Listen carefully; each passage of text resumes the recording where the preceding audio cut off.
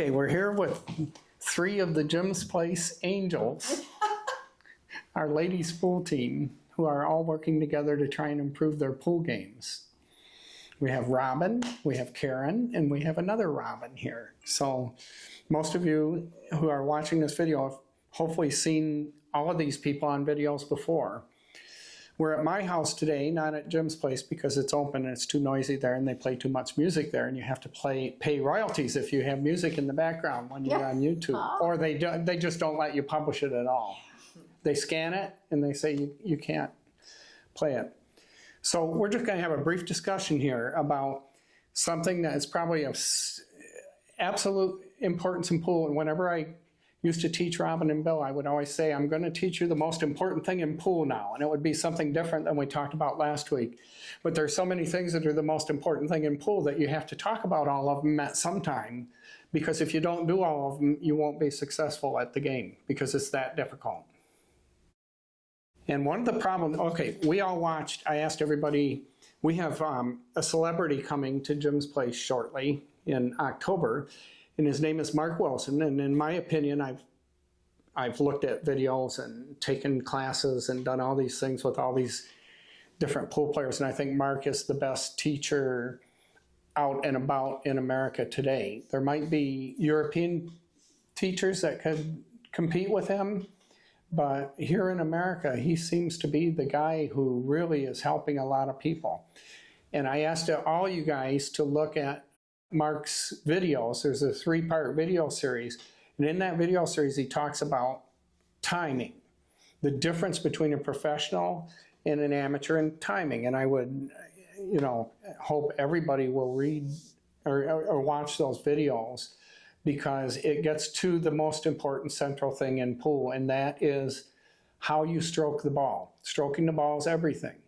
And Mark points out in this video that a professional player like Allison Fisher, he shows her taking a shot, and she spends about 1.2 to, can I use your stick? Here, yeah. In the course of setting up on the ball, she's super careful how she comes into it. But in the course of setting up on it, once she gets down on the ball and she does a few practice strokes, she holds her tip there.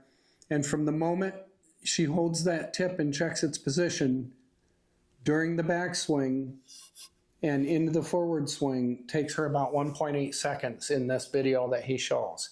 So from here to actually hitting the ball is about 1.8 seconds. And he had a guy there that was a really good pool player, made some good shots during the course of the thing, but he measured him and it was like this, 0.3 seconds. And appropriately, I just missed that shot. I wasn't trying to miss it. I didn't even look at the pocket. But the point is that the amount of time that she's spending to draw that stick back, hold it, allow the muscles in her arm to know that we're changing direction now and going forward is critically important. And if you rush that, you're not going to do as well. And most of us that are amateur pool players rush that part of the shot.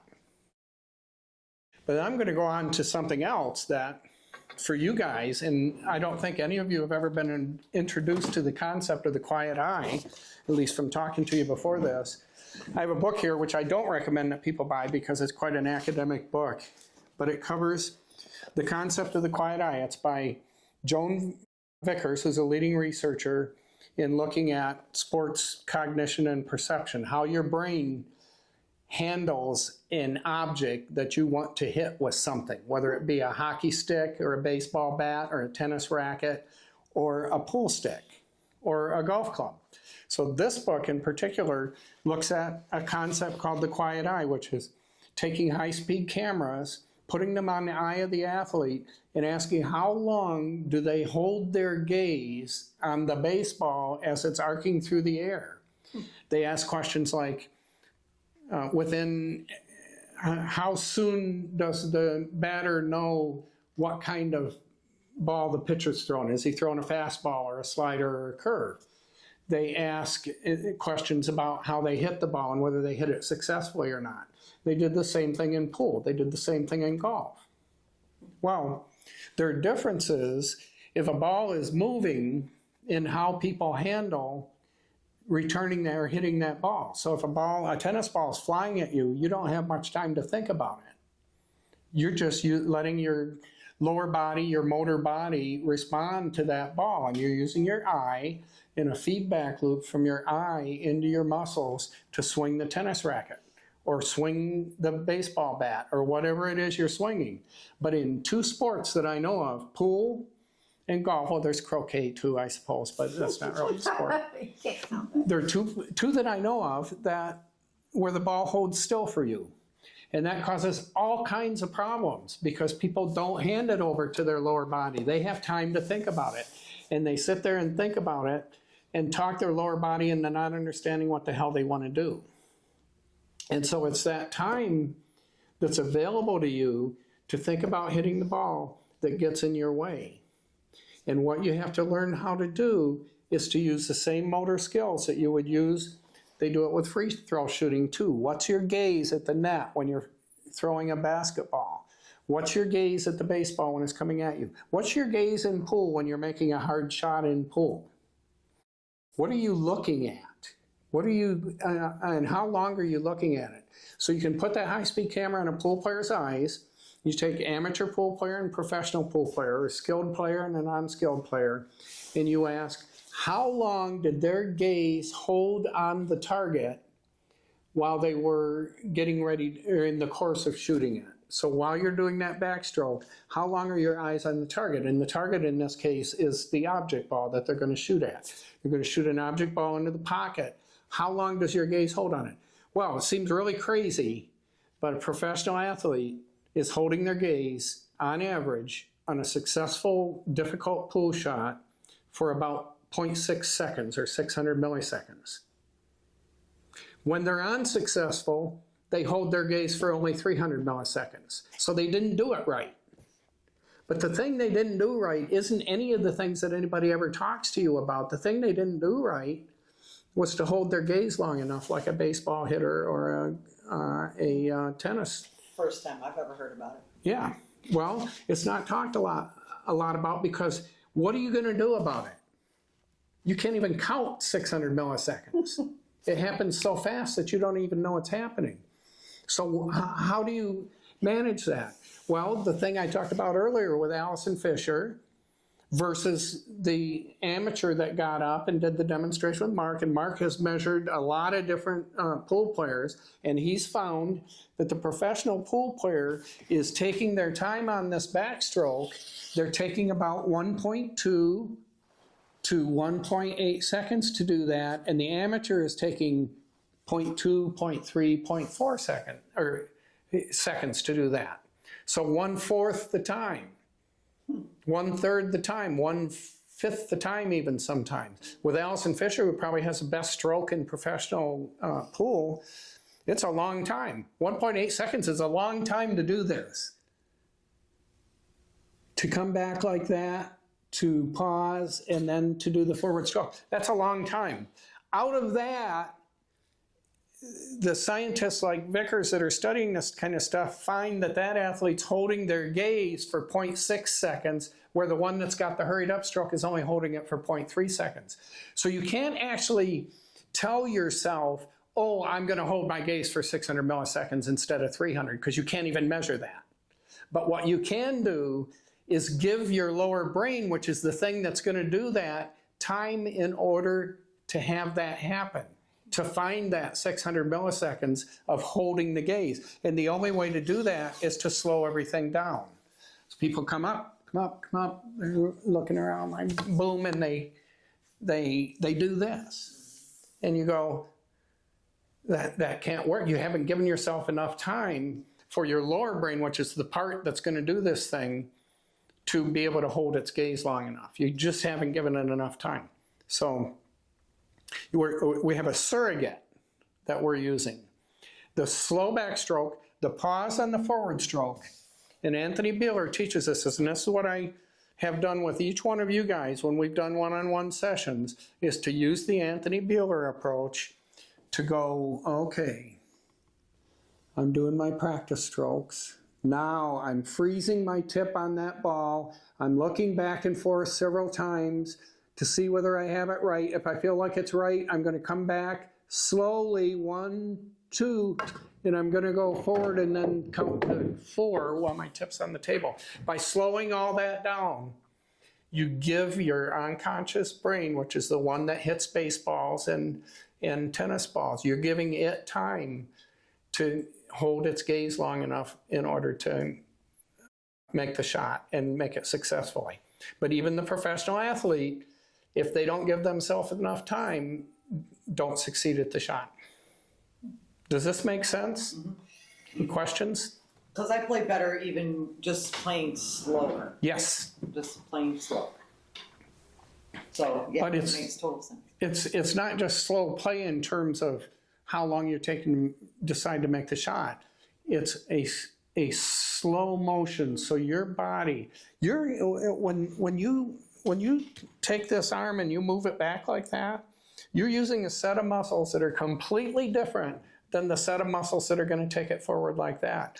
And when you do this thing, boom, boom, it doesn't necessarily have enough time to make that transition. And if those muscles are blurred with each other, if the muscles that pull your arm back, they don't know it's time to stop pulling, and the other ones are already trying to pull forward at the same time, the tip just goes off wildly. And in most people's strokes that I do video of, including my own, which I do a lot, I watch myself with a 5-second lag I do it all the time. And everybody does it. But the fewer times you can do that, the more you can incorporate this measured process of doing everything exactly the same way every time and doing that slow backstroke. Mark Wilson likes to say the words, he gets down on the shot, and he always gives himself all this extra space over here. I can't even begin to duplicate his stroke, so please hold your judgment, but he gets down on it and he goes, when he's ready to do that backstroke, he goes, ladies and gentlemen. And it's not something I think he does when he's teaching. He was a Mosconi Cup player and a Mosconi Cup captain, a professional pool player. I think he's done it every time he's ever stroked in his life. Ladies and gentlemen. If you can find something like that to key onto, you'll be doing it the same way every time. And if you do it the same way every time, your lower brain doesn't get confused anymore. It's getting confused when you're giving it bad information or not giving it enough time. So he does ladies and gentlemen. I like that. Yeah. And then stop, okay? And right here's pause. Check it. If you like it, commit. And then it's slow back. Ladies and gentlemen, come right on through. Don't move. And then where's my tip at? And you can see this kind of why, hey, I had to resist you. And you can use different things. I do a count. I do a 1, 2, pause, forward, 1, 2, 3, 4. When practicing, you don't always have time to do the 1, 2, 3, 4 when you're playing. Because, maybe you're doing a draw shot, the cue ball's going to be coming right back at you. Or balls are going to be flying around. But the point is, when you're practicing, if you do all that with that kind of cadence, you're training your body to be able to do it. And as time goes on, if you're using exactly the same sequence every time and the same cadence every time, you'll get better and better at the game. Yeah, I can understand that. Other thoughts, Robin? No, I mean, that's kind of the way you trained me to do it. And I definitely see a difference in my game. And I also notice when I start in a match or I get to a point where I'm making more mistakes, sometimes I've reverted back to my old ways and I'm not doing that. And I just reset and I start with my counting because I do the 1, 2, 3. It's really an interesting thing. When you have players that you're working with that have more experience, it's really a struggle for you to let go of the way you've done it, because at some point somebody told you, do this way, and it helped you. And you can't let go of it, even though that's the thing that's stopping you from moving forward to the next stage. And that's hard. In the last couple of weeks, I've worked with 2 young men, in their 20s or early 20s, mid-20s, and they're both like totally manipulatable. By the time you're done with an hour with them, they've got a great stance, they've got their arm hanging straight, but there's hardly anybody over 30 or 40 who's played very much pool that's able to do that. You can't let go of it. Bad habits. And that's why you have to overemphasize it when you're training, and that's why you have to train. When you're practicing, don't just go and hit balls in. That's the worst way to practice, because you're not teaching yourself anything by doing that. When you're training, you should overemphasize this cadence and this counting system. And if you do that over and over and over again, you do it 100 times, just hit a ball into the pocket 100 times in a row. Don't try and hit an object ball, that confuses everything. Try and train your body to do that sequence in a way that gives your lower brain time to hold your gaze long enough to make the shot. Okay. Okay, this makes sense to you. I can see it in your face, Karen. It does. Yeah. And I know it has to Robin. I've seen that before with her, and I know it's helped Robin, this other Robin, a lot, my sister Robin, but Changed my game. it matters a lot.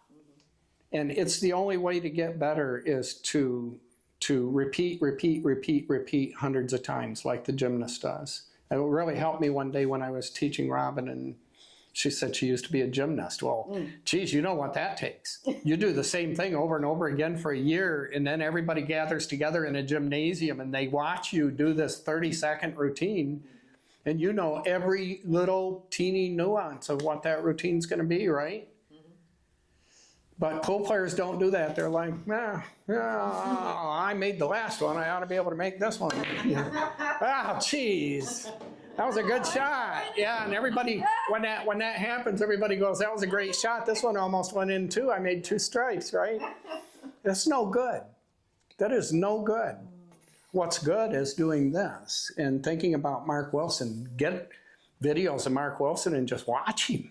Watch him get down on the ball every time, every single time. It's absolutely exactly the same as he did 30, 20 years ago when he was in the Moscone Cup. I've watched his old Moscone Cup stuff, and I've watched him when I've taken sessions from him and he's teaching, and he's doing exactly the same thing he did 20 years ago. I think I'm imitating him pretty good right now. I felt like I got into a Mark pose. I mean, the point is, he's not doing it different than he did 10 years ago or 20 years ago. But when I watch lower level amateur players, they're different on every shot, every other shot. It's their feet are in a different position, their hands in a different position, they're doing a different speed. When they're doing a low shot trying to draw the ball, they do a lot quicker thing like this. And when they're trying to roll the ball, they might do an over prolonged thing like that and drop their shoulder that time. They do something different on every shot. But if you train like this is something Tor Lowry teaches. He said you should do thousands of these shots if you really want to become a good pool player. Put that ball on the spot, get down here, get into the exact same position you did the last 100 times, and just roll that ball into that pocket. And hold the tip there and make sure that it's in the right place. Not look at whether it went in the pocket or not. So I'm excited about, yeah, go ahead. You pointed out you get in your backstroke and just the hold. You pointed out to me that I wasn't doing that. I was, Right. Doing this. I've made, I think, more shots just from the hold. Yeah, the pause in the backswing is probably the most important part of it at all.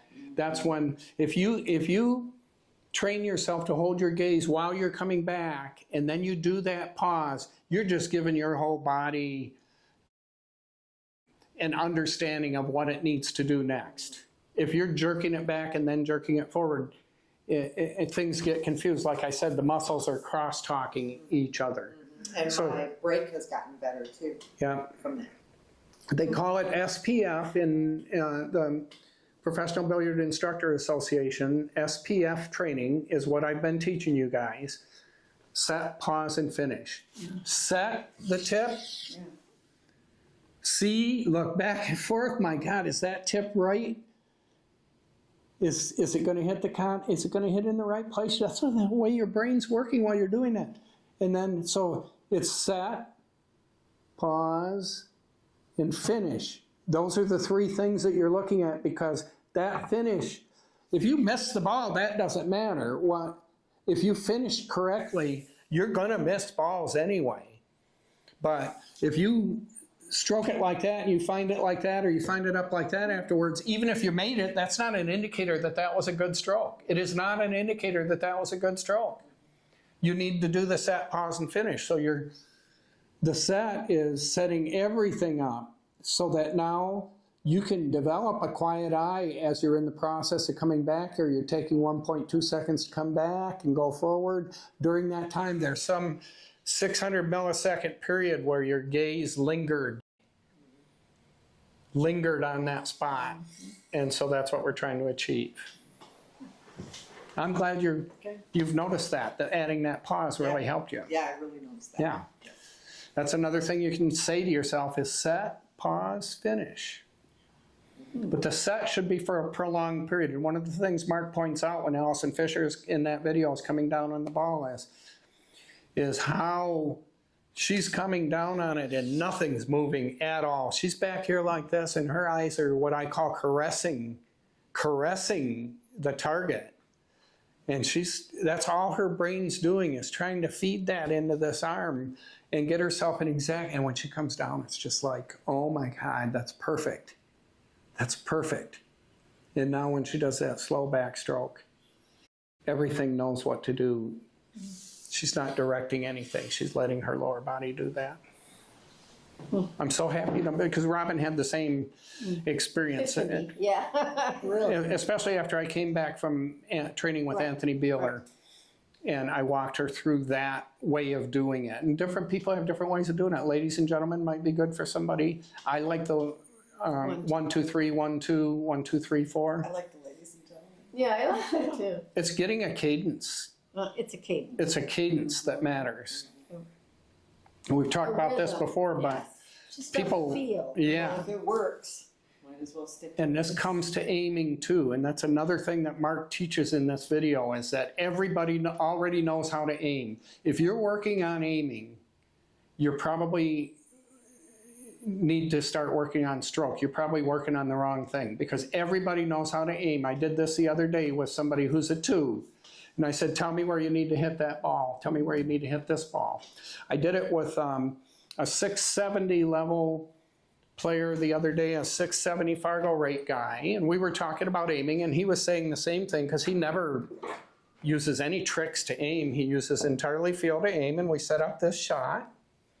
He's a high amateur at 670 Fargo rate, and he missed it the first time. Well, why did he miss it? He doesn't think it's because he didn't know how to aim, because the center of the cue ball to the center of that ball, that's the aim. Okay, aiming's over with. From then on, it's stroke. And if you miss that ball, it's because you stroked it wrong. It's not because you aimed wrong. So aiming is all feel, and the way to learn to aim is to do hundreds and hundreds and hundreds of a shot. And that same player does this shot right here when he's getting ready to play. He does something like this, and he just shoots it over and over again until he can crack it in the center of the pocket every time. Okay. What do you think? Cool. Okay, good. I like this, and I can't wait for Mark Wilson to show up. Yeah. I can't wait for you guys to meet him. Yeah.